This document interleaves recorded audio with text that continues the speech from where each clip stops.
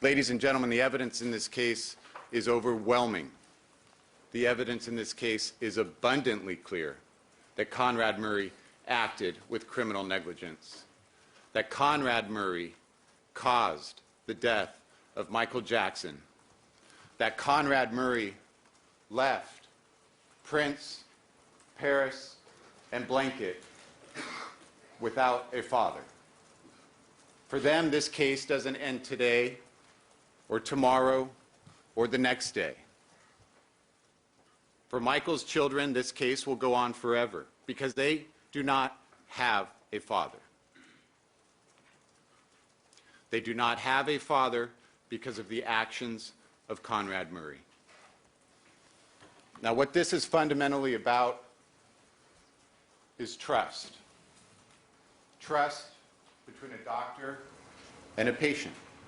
We've heard a great deal about the doctor-patient relationship, this hallowed relationship, this special, historic relationship where a patient relies on a doctor's best medical judgment, where a doctor is assumed and is entrusted to provide the best medical care to do no harm to his patient.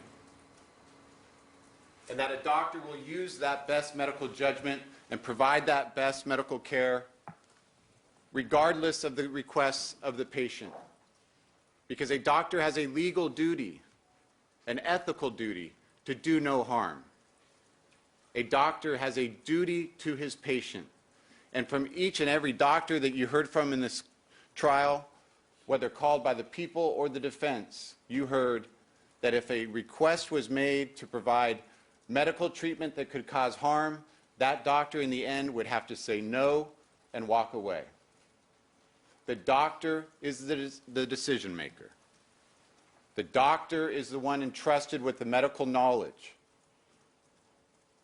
The doctor is the one in the relationship who at the end of the day makes the decision as to what is proper medical care and what is in the well-being of the patient.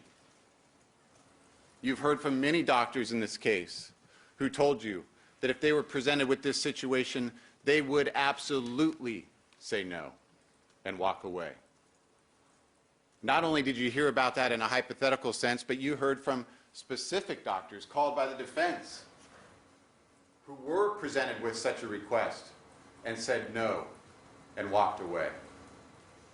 Because they believe and acted in accordance with their belief that a doctor has an obligation, a solemn obligation, to first do no harm to their patient. Conrad Murray violated that sacred trust each and every day. Each and every day, Conrad Murray violated that sacred trust premised on that hallowed relationship between a doctor and a patient. It was an employer-employee relationship. Conrad Murray sought payment for services rendered. Services rendered being the provision of propofol to Michael Jackson in his bedroom on an almost nightly basis for over 2 months, according to Conrad Murray's own words. For services rendered, not for proper medical care, not for the sake of doing no harm, but an employee-employer relationship for services rendered. This relationship of trust that is so important between a doctor and a patient was grossly corrupted by the actions of Conrad Murray. Michael Jackson trusted Conrad Murray. He trusted him with his life. He trusted him with his own individual life and the future lives of his children, trusting that Conrad Murray, as Michael slept, would care for him so that in the morning he would awake to share a meal with his children. But Conrad Murray corrupted that relationship, and for that, Michael Jackson paid with his life.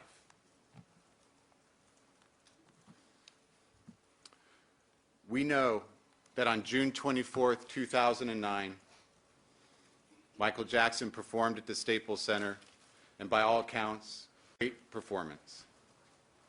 He was optimistic, he was looking toward the future, and you've seen live footage of him dancing and singing and performing and doing what he loved to do. We know from the date this image was taken on June 24, 2009, that in about 12 short hours, Michael Jackson lay in his bed, palms up, head tilted to the side, dead in his bedroom at 100 North Carrollwood. We know during this time frame, June 24, 2009, what Michael was doing. He was rehearsing, he was practicing, he was preparing for one of the biggest tours of his career. And we know now from hearing all the evidence in this case about his outlook on the future, what he planned to do, what he planned for his family, what he planned for his business future.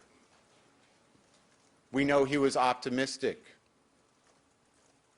Was he anxious about the tour? Absolutely certain he was. He's a 50-year-old man embarking on one of the biggest tours of his career, 50 sold-out shows at the O2 Arena in London. Who wouldn't be anxious about that? He wanted to satisfy his fans, his family, his children.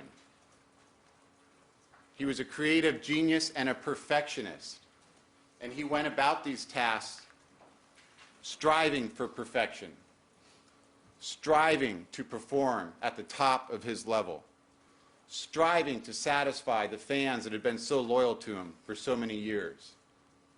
And he wanted perfection, and he wanted to be the best. And despite any normal anxieties he may have had about that endeavor, he was optimistic, he was excited, he was looking to the future. And probably most importantly, he wanted to do it for his children, who had not seen their father put on such a performance. And he wanted them to come see what he does so well. He wanted his children to see what he has spent his whole life doing, being creative, being a performer, being an entertainer. He wanted his children to experience that. And that was one of the foundations for his desire to go forward with this tour.